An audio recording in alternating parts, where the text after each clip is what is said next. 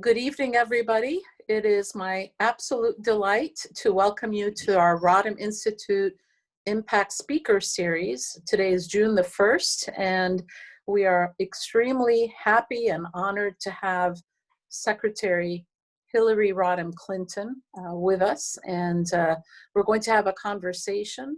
I want to first of all start off by asking her and her entire family for supporting the Rodham Institute, which I founded over almost 7 years ago now. This is an institute which is dedicated to improving health equity in Washington, D.C., to create a model that can be upscaled in wherever, in rural, in urban areas, really all over. And the reason that I named it the Rodham Institute, which was to pay homage to my dear friend who has since departed, Ms. Dorothy Rodham. Ms. Rodham really was the product of somebody who came from a difficult family circumstance, who really persevered, who saw her way out of that circumstance through education. She was a voracious reader. She was somebody who loved talking to different people. She was modest and humble. When she would come and see me in the clinic, she would sit in the waiting room just as everybody else, no special treatment. But I think what I really valued, in terms of our friendship in her so much, was just her honesty and her straightforwardness, sort of that Midwestern, sort of don't mince words and just speak straight. I really appreciated that. And obviously, through her education and through her love of education, she instilled that in all three of her kids, the importance of education, but also in her grandchild and her grandchildren. So with this evening, we're going to have a conversation with her daughter, her eldest daughter, to talk about some of the events that have happened with a specific focus on health equity. But before we get started, I want to just give you some statistics about what is happening in DC around COVID and what are some of the activities that we've been doing surrounding COVID since the pandemic began. In DC, we have had, I just checked, 466 deaths, 466 souls, 466 human beings who have died thus far. 80% of them are actually African American. And we know for any of us that have either been looking at the news or have suffered a loss in our family or friends, this is a particularly difficult way to die. I have one patient who died. He had diabetes. His family couldn't go see him. He unfortunately died alone. Even the grieving process for families is just so tough, because all the normal ways that we as human beings interact and support each other through sickness and in health, whatever our rituals are, whatever we celebrate or grieve, those are all gone. And of course, the recent activities here, we're actually on curfew beginning at 7 p.m. this evening, I think has only added salt to the wounds. But let me tell you the good news, because the Rodham Institute has been very active. We have already distributed 1,000 masks. We have delivered over 700 boxes of food and meals. And we have actually put on over 20 webinars. Now, who are we distributing those various items and educational sessions to and with? Well, we have our anchor institutions who we've been working with all along. These are faith-based. These are Southeast Tennyson Learning Center, which former First Lady of Washington, D.C., Cora Berry established, and where we had our last summit. These are Ward 8 Health Council, just a variety of things that we're doing, making sure that people on the east side of the city get the food that they need, the masks that they need. They've been distributed throughout DC, PG County, the Hospital for Sick Children, which cares for the disabled, OBGYN clinics for women and children, even correctional facilities. But I think the numbers are certainly very modest, especially when we look at the Clinton Foundation, which I know has delivered hundreds of thousands of meals thus far. But I think the most important thing for us as the Rodham Institute is not only to talk the talk, but to walk the walk, especially during these very difficult times, to stand with the community and to let them know that we are here to serve them in whatever way they deem fit. And our various webinars have covered topics, of course, of COVID to make sure that information that is up to date, that is evidence-based, sort of that removes all of the myths that are out there and accurate, but also to talk about domestic violence, because we know that there's a 30% increase, to talk about mental health, our children's health, legal issues that are coming up, even death. We had a mortician who reminded us that when you inject bleach into people, as was suggested by somebody, that actually is the way that they embalm people. So I want to just make a pitch for you to open up your hearts and your pockets to donate to the Rodham Institute. There are lots of people who are asking for donations. I promise you that we will pinch a penny and make a dollar holler. We are very frugal, and we are making sure that the things that the community is asking for are actually being met. So without further ado, I'd like to welcome Secretary, former First Lady, former Senator, former Secretary of State, Hillary Rodham Clinton. Welcome. Thank you so very much. I'm thrilled to be here, Gigi, and I am so honored to support the Rodham Institute because what I know from your extraordinary friendship with my late mother, you were her doctor, you were her friend, you were her co-conspirator. The two of you spent a lot of time talking about inequities and unfairness and how wrong it was that in the capital of the United States of America, there were so many people within literally a mile or two of the White House or the Capitol who didn't have access to quality, affordable health care, who didn't have the kind of support that they needed to get the housing and get the transportation and get the education and training and everything that they are entitled to as Americans to make the most out of their own lives. And when you started the Rodham Institute, I told you then that I thought you were targeting exactly what was not being talked about enough or being really understood. And that were the preconditions of health, the underlying structural problems, the economic inequality. So you've really looked at how do we train healthcare professionals so that they're also aware, as you are, of what needs to be done to make sure that people living in every part of Washington, no matter whether it's pre or post-COVID, are going to get the health care and support they need. How do we create a pipeline for young people to go into the health and caring professions? And I've met some extraordinary young people that you have been mentoring and training and really giving a head start, if you will, as teenagers to thinking about becoming doctors or nurses or technicians, whatever their particular interest might lead them to become.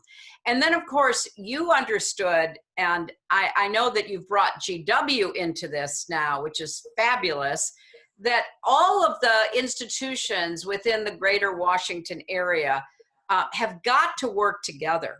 And I love the way that you've been providing meals, because a lot of people are going hungry during this period because they've lost their jobs. They don't have enough savings because they live hand to mouth. They're having trouble feeding their kids, or if they're elderly, they are really, worried because they can't even see their own children and grandchildren. So you have stepped up with the Rodham Institute. You've stepped up to try to provide personal protective equipment.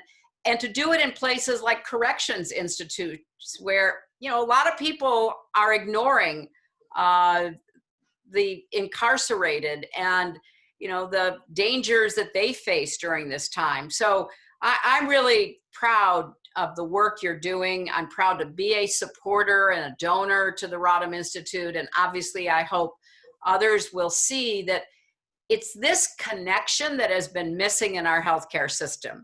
We have advanced healthcare, and Dr. Elbaoumi is a fabulous physician. I can attest to that.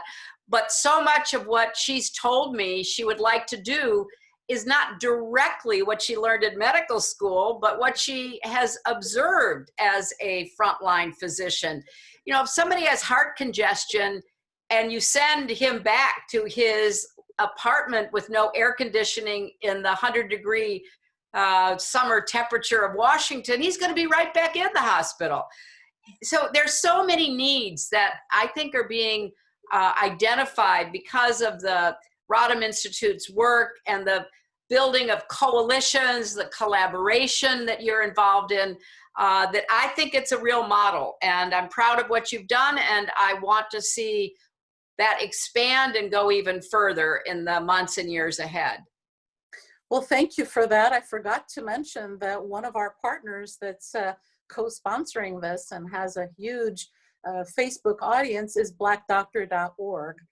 They are a web-based platform where they actually put out a lot of information on a variety of health topics from premier African-American physicians all over the country. So thank you, blackdoctor.org. We appreciate your working with us. So, gosh, where to start? There's so much to start, to talk about. Maybe let's just start with what's happening now, because I feel like we can't have a discussion about health equity without talking about economic inequity, sort of criminal inequity, criminal justice inequity, housing, education, sort of so forth. What is sort of your take about the current events? And gosh, please just tell us your thoughts. Yeah. Well, you're absolutely right.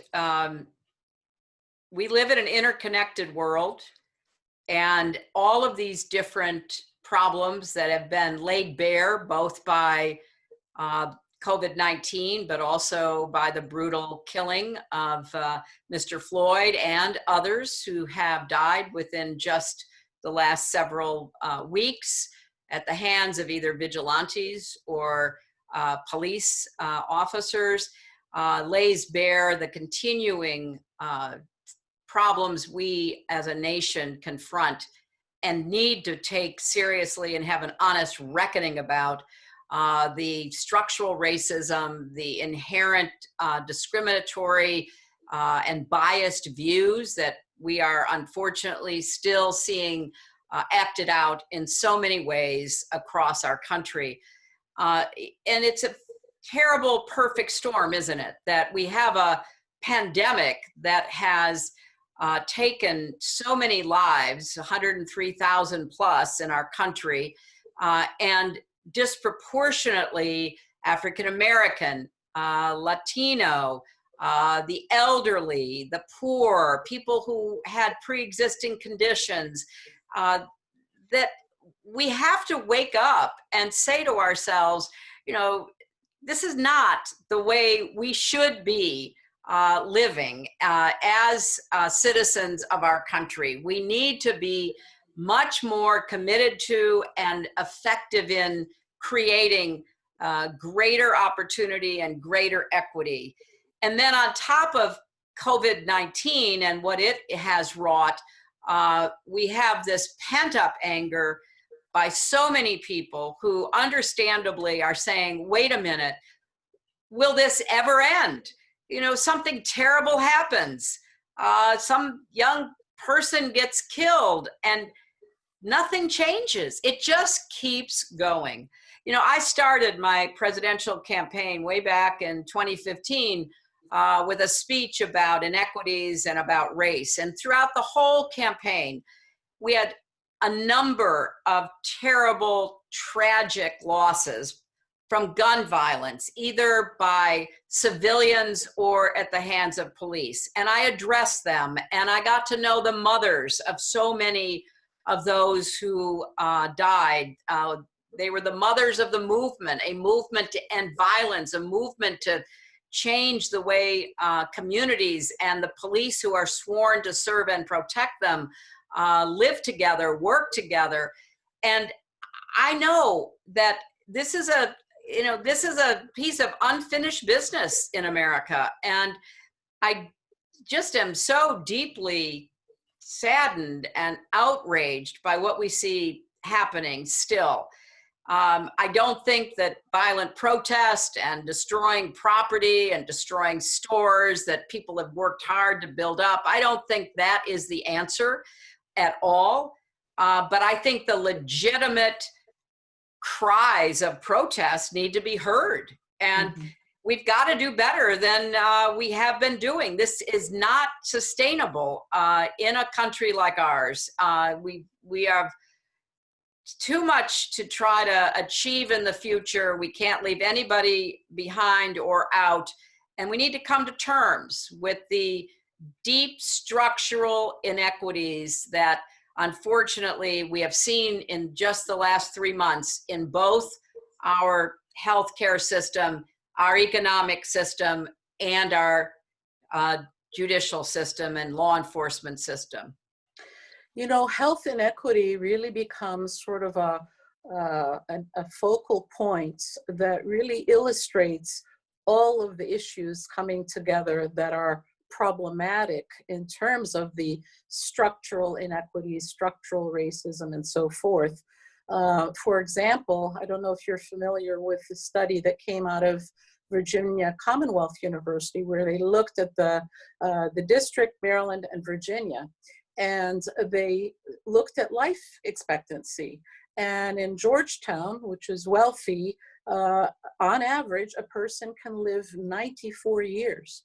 Whereas in Anacostia, in the poorer part of the city, which is only about 10 miles, down, 10 mile span, it's 66 and a half. And so that very shocking number was only, these inequities were only sort of exposed, if you will, with the COVID. And one shocking statistic as well is that in Ward 8, which is our poorest ward, only 42% of kids graduate from high school. And if I did nothing as a physician, but just to get kids to graduate from high school, I would add 10 years of life. Yeah. And true. Right? And I could we could close that gap. So you have always been interested in healthcare, in sort of early childhood development, sort of seeing that is really the way that you start people on the path to happiness, to long life, etc. If you were in charge, and we sure really wish that you were, given also the fragmentation of so many of our institutions, and there's so many priorities, when it comes to health, where would you start first? Oh my gosh. I know. It's, as you know so well, it's a multifaceted problem. You've got to start at the beginning of life, because we now know that the stressors that children experience in literally the first 5 years of life can have a lasting, damaging effect on their health for the rest of their lives. Pregnant women have got to have the best care, the most, constant supervision, and somebody who already has pre-existing conditions or has an environment that is, again, stressful, has to be given extra help. It is shameful beyond words that in some parts of the United States, our maternal mortality rate is that of a third world country. The last time I checked the statistic, Texas was vying for third world status in maternal mortality. And again, who is most likely to not survive? Well, yes, the poor African American, Latina. But it's not just an economic issue. You know, even educated, successful, well-off Black women have a higher maternal mortality rate.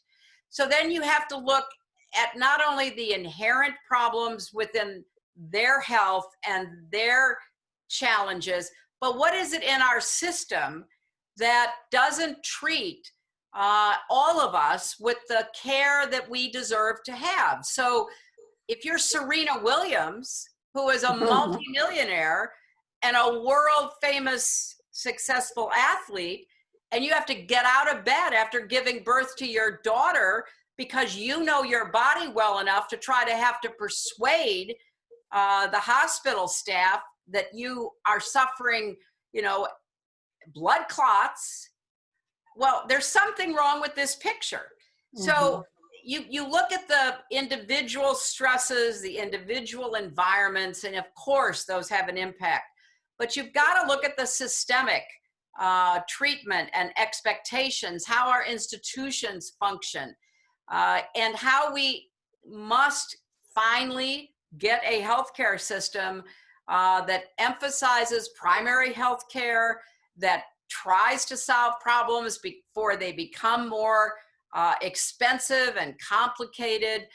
So we could go on throughout the entire hour talking about everything, but you have to start with the very earliest experiences, and you have to tackle the environment, you have to tackle the stresses, and you have to improve the functioning of our institutions if we're going to take better care of everybody. You know, it sounds very complicated, just all the different facets, and yet when you do sort of have that holistic lens, it actually, first of all, it improves the quality of life. It reduces death and also disability. It improves education, and also it saves money. I mean, that's what I don't understand, you know. Yeah. It's just, it's kind of a no-brainer.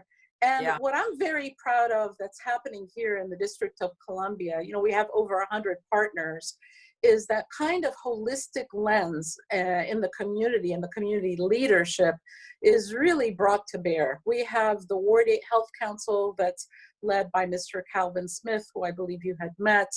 And you should see how many people come to the monthly meetings. And they are nurses, they are physicians, they are community activists, they are talking about food, about urban farming, about maternal health, about housing, about little libraries. And so a lot of that kind of thing is actually happening. So I'm very proud of that. I also want to mention to you, one of the big sort of our focus this year is there have actually been 2 mobile health clinics that have been parked in back of United Medical Center for a couple of years. They are state of the art. One has 3 clinics, 3 clinic rooms that allow for pap smears, blood draws, the whole thing. And the other one actually has a dental chair. So we're right now working with our friends at the Developing Family Center, which has the only birthing center in DC with actually the best outcomes, because nurse midwives have better outcomes than physicians. So we're working with them to see if we can't take some of the care to where women and families and children are. And actually, I'm just in some preliminary discussions with one of our sister institution, of which your husband graduated from, to see if we can't synergize, if we can't really, instead of duplicating, you know, oh, we're interested in this issue, and then it turns out that Howard or Georgetown is also doing that issue, how can we work together, even if it's different projects, so that we are synergizing instead of competing? Yeah. No, I mean, that makes so much sense. I mean, Right, really, right. so much of what we're talking about really goes back to the universal idea of doing unto others as you would have them do unto you. I mean, treating people the way you want to be treated, and trying to figure out how to be more efficient, cost-effective, comprehensive, as you were just saying. Well, I think, you know, there's something else that I noticed is that a lot of women are involved. And I have to say, whether it's, the way that we're brought up and conditioned or something else, or the fact that our corpus callosum that connects our right and left brain is this big, I don't know what it is. But I think that the way we do things is much more inclusive. And when you listen to sort of how women approach a problem, even if there's disagreement, there is really a sounding out that happens, and not this dismissiveness sort of alpha male. And I think that it's time for feminine energy, which some men have, by the way, it's not just women, that the feminine energy kind of lead the way. Let me ask you, related but I just have to add, Gigi, there's been quite a bit of writing about how well women leaders have done during COVID. That was my question. From New Zealand to Taiwan to Germany, women have really stepped up and have led, as you say, in a science-based, fact-based approach that really does try to be inclusive so that everybody feels listened to. But there are certain, guidelines that have been imposed that have proven to be effective. And so there's, that's not only on the individual level, but also apparently on the national level. Well, you took the question right out of my mouth, because that's exactly what I was going to ask you. And actually, I was appointed by the mayor to be part of the Reopen DC task force. And I have to tell you, I've been very impressed with her thoughtfulness and the pillars that she is including in every segment of reopening, and also telling us that, this is an opportunity to sort of reimagine what we're doing and to really put in changes that can be not just for the COVID crisis, but beyond. Because sometimes when things are a mess is actually the time that you can rebuild. What kind of things are you all planning to do? Well, one of the things, so we had like 5 different subcommittees. I was on the one looking at the reopening, not of hospitals, but sort of surgery centers, dental offices, et cetera. And because, dental offices actually have a very big challenge because of the aerosolization and the fact that really no offices have ever been built to handle these kinds of issues of a potential pandemic. So one of the things that we were concerned about, and the School of Public Health, my colleague, Dr. Lynn Goldman, was part of the subcommittee, was that, the digital divide that exists, both in education and in medicine. So, before we went on, I was telling you about, the majority of care that we're now giving until things reopen up is through telemedicine. Yes, I'm seeing patients in person when need be. But okay, that's great. It's convenient. There's no question that people don't have to battle traffic. I think we're much more likely to be on time as physicians, so you don't really have to wait. And if you are waiting, you can be doing other things in your home or in your office. The flexibility that people have through certainly telemedicine, but people don't necessarily have internet. People don't necessarily have smartphones or computers. And I understand that a lot of people are making the decision between internet and food. And so the divides that have been existing in our cities have really been exaggerated or magnified with some of these solutions that are great. And I think I'm most concerned about the educational gap. Because, everything is, well, you can get educated at home and homeschooling. Well, that's great. First of all, if you have the resources, including the human resources, parents or family members that can help with, advanced math or whatever it is. So one of our recommendations that we made was for her to have universal and free Wi-Fi for the city of Washington, D.C., because that's a concrete step that would make a difference. So, that's an example. Yeah, but I think that's a perfect example of how, when you talk about healthcare, you can't just talk about diagnosing disease and prescribing treatments. You've got to talk about the environment, the holistic approach that you've been advocating. And certainly when I think about where we are right now with the increase in telemedicine and access to information, that makes perfect sense to me. Washington, D.C. should be the internet capital. I mean, they should have access to everybody so nobody's left out. I think that's a terrific recommendation.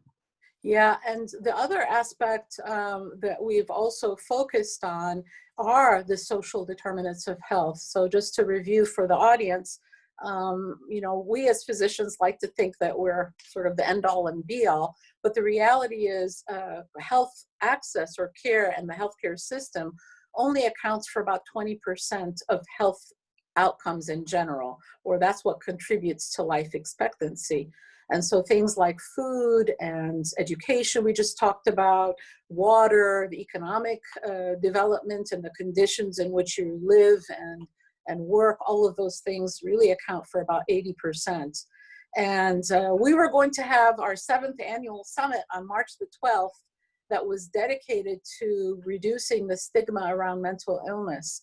And we had such a lovely panel and people were so excited. And of course it was on March 12th and we made the very difficult decision of having to cancel. And I want to tell you, I went back and forth, and do you know who forced me to cancel? My mother. She said, she said, do you want all of those people to come and get sick and say that they got sick at the Rodham Institute? I said, no, Mommy, I'll cancel it.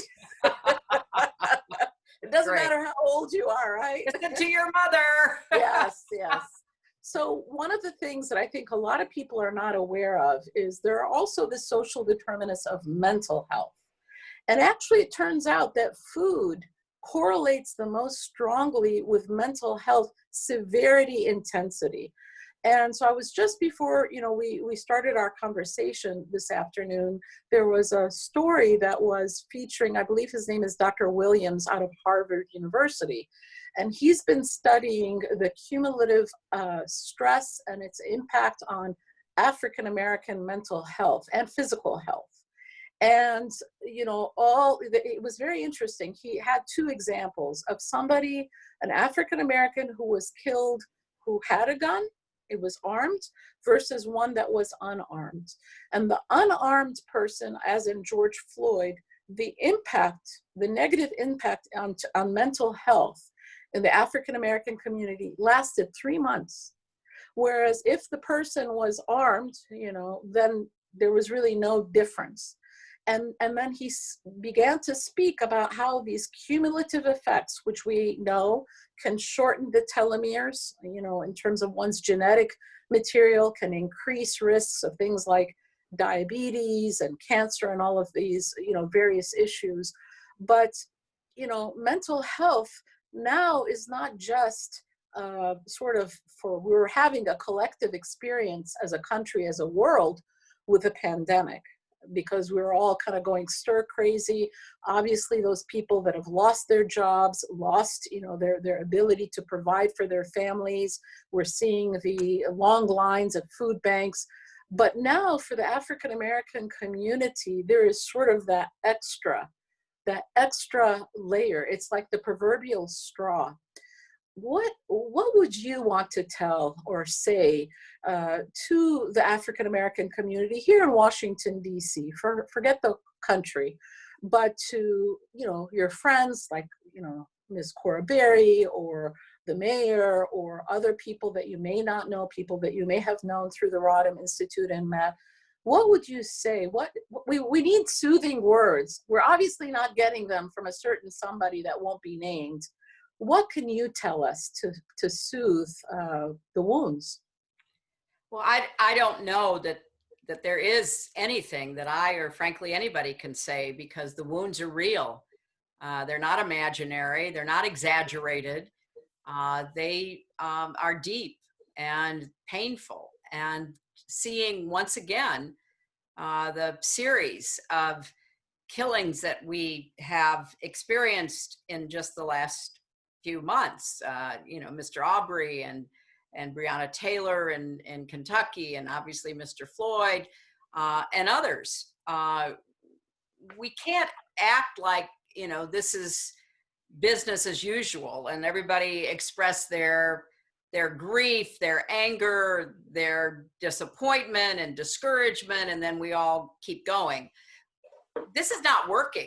It is not working. You know, for whatever combination of historical, psychological, economic, personal reasons, we don't have the right approach toward protecting against the abuse of lethal force.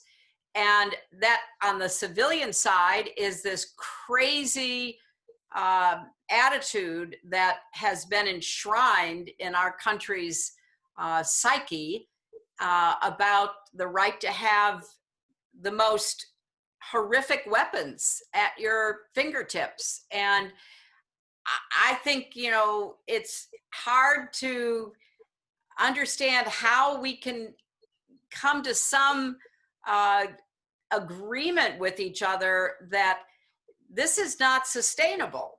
You know, I was on a Zoom just the other day with two of my friends, Sabrina Fulton, who is the mother of Trayvon Martin, Congresswoman Lucy McBath, whose son Jordan similarly was killed by a man who didn't like how loud the music he was playing was in the car next to him. So these are very real and deep wounds. And I listen to people like Lucy and Sabrina because they've suffered unimaginably. And, you know, there's Lucy in Congress trying to get sensible gun safety measures. And there's Sabrina running for office in Miami-Dade County because she wants to bring people together and try to, you know, help people treat each other with more respect and be more aware of how bias affects behaviors. And then, of course, we see the continuing problems within law enforcement. We have so many good, conscientious police officers. We've heard from a lot of them in the last days. They have spoken out and disowned what they've saw in that video and the way that Mr. Floyd was treated and killed. But we still have too many people who are not either aware of their responsibilities, who are, you know, too insecure and fearful to discharge those responsibilities in a, you know, thoughtful, deliberative manner. They're not trained right. They're not held accountable the way they should be. So I don't think anybody should just offer soothing words. We need action. And look, I think you've got the potential for some positive change in Washington unless the federal government steps in and vetoes it, you know, because you're not able to make decisions solely on your own. There's no excuse for states, whether it's a red state, a blue state, or whatever. Governors and mayors should be moving expeditiously to fix what's wrong with law enforcement and to do everything they can to keep guns out of the wrong hands. And, you know, I've talked about this for years because I have lived through it. I have seen it. I am just sick of it. And yet I know that it's hard to do because there are really strong opposite you know, forces that don't want any change to happen. And speaking of DC, I don't know if you're aware, but in the stimulus package, DC was considered a territory and not a state. So we got exactly 3/5 what every other state got. Outrageous. That's beyond outrageous. And so we have a $750 million shortfall, which of course we are desperate to have during this time. But so obviously one's blood boils. I can say for myself, I kind of in the last, well, for a while, you know, it's sadness, it's rage, it's anger. But then again, one has to, you know, kind of take care of oneself. So for you, I know that you've had disappointments, maybe 3 years ago now. How do you sort of, what's your personal self-care regimen? Well, I like everybody else, you know, I have to almost compartmentalize what I see happening out of this White House and out of the United States Senate, where I served with, great pride for 8 years, and now I can't recognize what I see happening there. It is important to continue to be outraged. I don't want to ever not be outraged. I don't want to get complacent. I don't want to give in to, walking away and thinking, okay, my efforts are done. I'm not going to keep fighting. I'm not going to keep arguing and speaking out. No, I think that as a citizen, forget about, having once been in public life and being an elected person as well, you got to keep standing up for what you believe. And I believe we are much better than what we are currently seeing and experiencing. So on the personal side, I'm blessed. I mean, I am able to enjoy good health. I, like to get out and take long walks. I love to be in nature. I love to be with my family. Can't be with my friends right now, but we're in close, touch to find out how everybody is doing. I'm working to support frontline groups through an organization I started called Onward Together. And we are supporting groups that are really on the front lines, the cutting edge of change, like Color of Change, for example. Mm-hmm. They are recruiting candidates. They are supporting causes. They are really trying to bring about the systemic change that we need. And they are passionate about convincing people to register, to vote, and then voting, and not being discouraged or deterred or purged or otherwise, victimized by those who don't want to see you vote. So I'm very active on social media, and I'm very active in my, political and public activities, because I know that we could make much more progress. I don't want us to forget it is possible to make progress, as we did in prior times, with different leaders. Leadership really, really matters. Citizenship matters too. Mm-hmm. And you need a partnership. If you're a citizen, and you feel like you're totally disenfranchised and disempowered, then help to change who's in the leadership roles. And if you are a leader, stand up and do what you know is right, and quit, enabling the worst instincts to be, put into the public arena.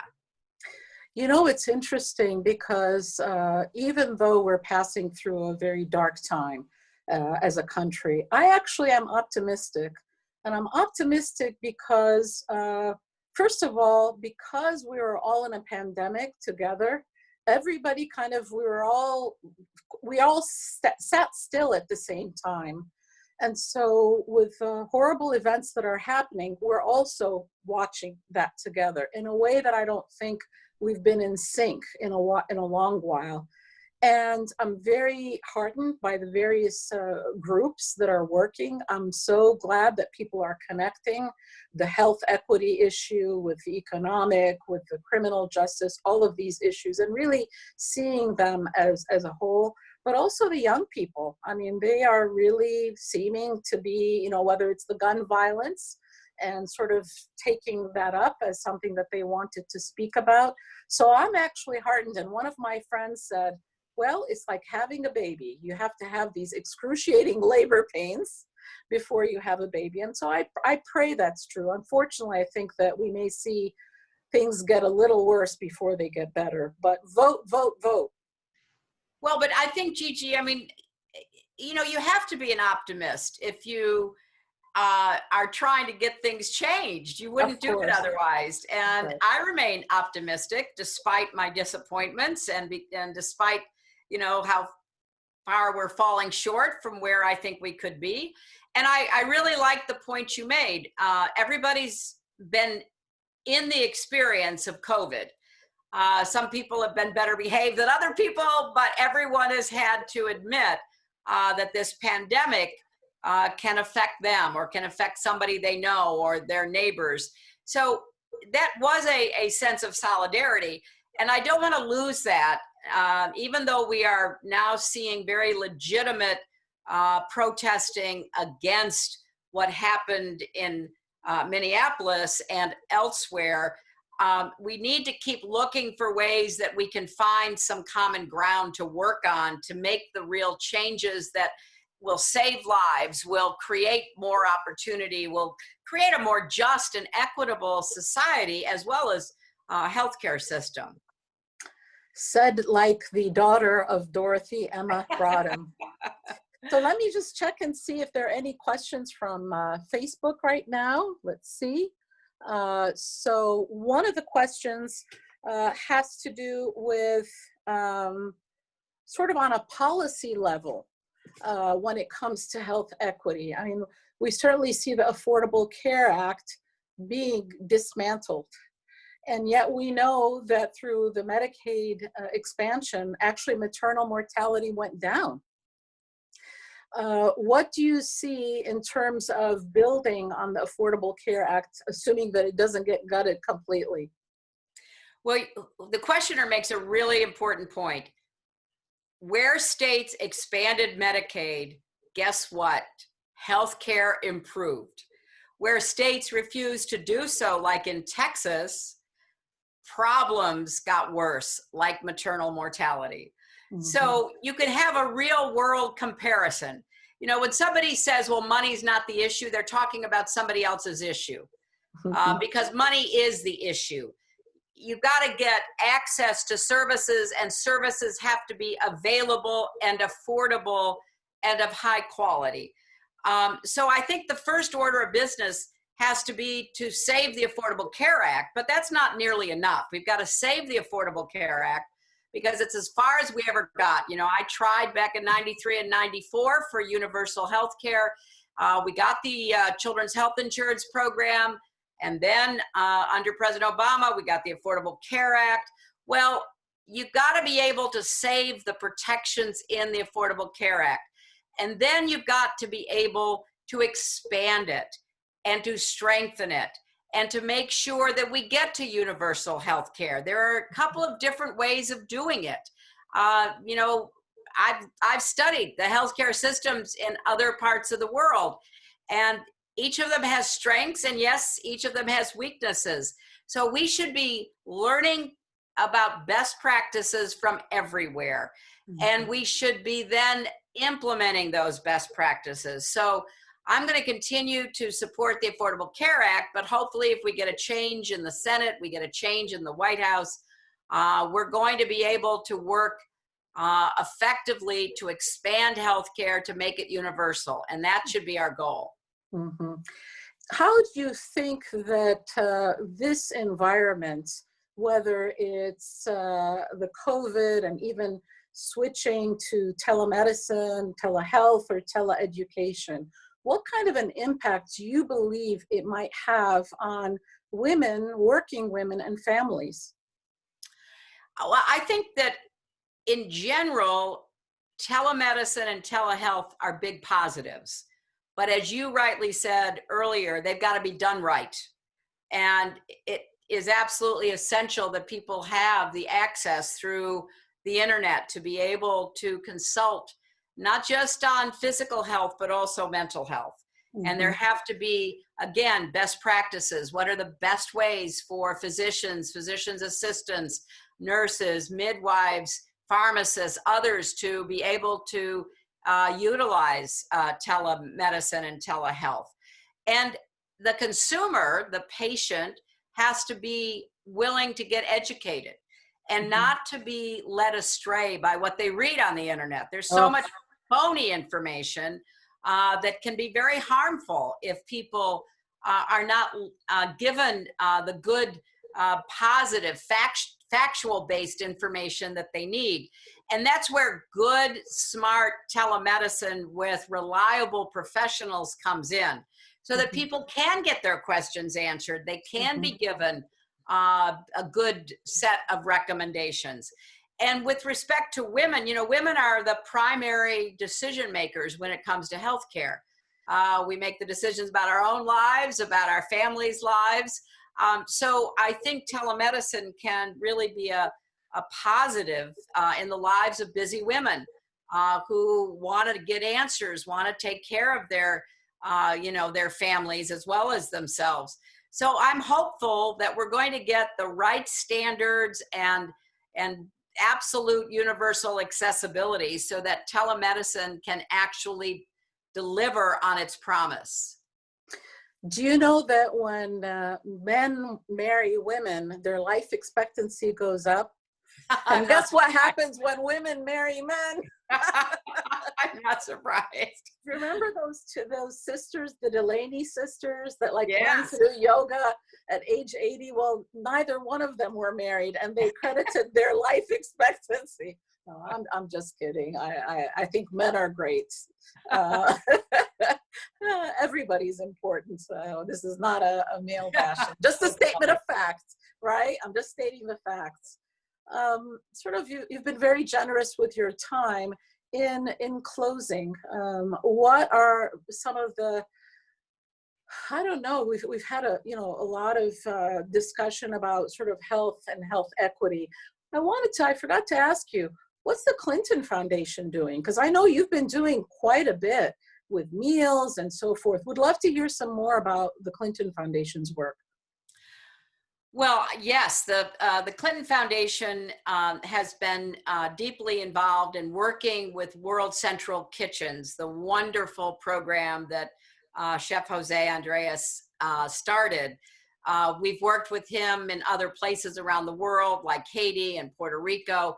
But starting several months ago now, when the lockdown happened in Little Rock, Arkansas, which is the site of the Clinton Library and the base of the foundation in Arkansas, the foundation and library partnered with World Central Kitchen, and they've served, I think, over 300,000 meals, primarily for school children who couldn't get get lunch at school. And so they're expanding that program. We've also worked and supported what they've done here in New York. The Clinton Health Access Initiative, which has a very broad base of experience, is working with the countries where historically we've provided HIV/AIDS medication to help them with COVID-19 response. So there's a lot of activity in health and in feeding and nutrition, right up your alley, Gigi. Yeah, well, actually, I reached out to the president a few weeks ago, and he did connect us. Thank you to the president with the World Kitchen, because I mean we are desperate here. And speaking of young people, there are these two Harvard medical students who created Off Their Plates, and in I think 6 or 7 weeks, they've delivered something like 30,000 meals in 9 cities. So can I go back? I know we have to leave and wrap up, but Gigi, I wanted to ask about something. It's your time. I can go on forever. I know. but I just wanted to ask quickly, you made the point about how we now know the way food affects mental health. Could you, for the audience, explain what you mean by that? Because that is a profound statement, and it's not something that most lay people would understand. Right.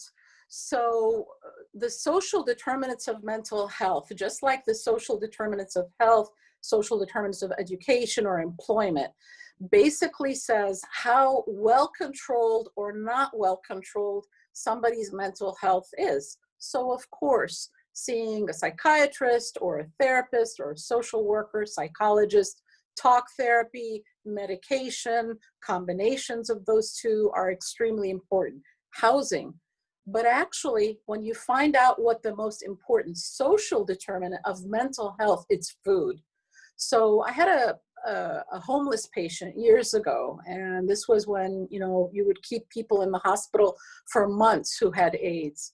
And I said, I just want to ask you, when people ask me for money, should I give them money? Homeless people. He said, absolutely not. You should feed them.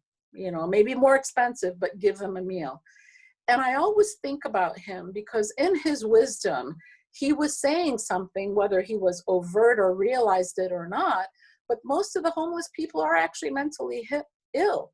So to help them, when you don't have food, guess what happens? I mean, any of us, we start to become irritable. Look at a child who's not fed, right? They get irritable, they act out, they start screaming, and then you feed them, and all of those behaviors improve. So the social determinant of mental health, food, that's why in the Rodham Institute with the COVID crisis, we knew that food services would be extremely helpful. And that's why we prioritize that. I hope I did a good job explaining. Yeah, no, I think that's very important because when, too often our healthcare conversations are too narrow. Yes. And what you've been trying to do and what the Rodham Institute is doing is expanding the conversation and giving people a lot more ways to be helpful and to understand what they can do and what everybody can do. Well, thank you for that. And we're going to be releasing our DC Reimagine campaign. We actually filmed it in December. They are 9 60-second, 90-second DC Reimagined pleas that are featuring about 9 or 10 of our partners. So, keep an eye out for that. I want to just say thank you, Secretary Clinton, for joining us as always. And really, to have somebody such as you, who's a leader and has served the public for so many years, and to spend an hour of your time and having this very rich discussion, and your support of the Rodham Institute. Oh, by the way, don't forget to donate to the Rodham Institute. We're going to have a little donation button, and you can also specify what you want to donate it to. We're going to start some tutoring for kids as well. But thank you for your time, and I hope that you and your family, everybody in your family and your loved ones stay safe and healthy. And I hope that we see you in person soon, and we can plan for the rescheduled 7th annual summit. And we thank you and we wish you well. And big same hug to you and everybody watching. Stay safe and stay well. Take care, vote. Everybody.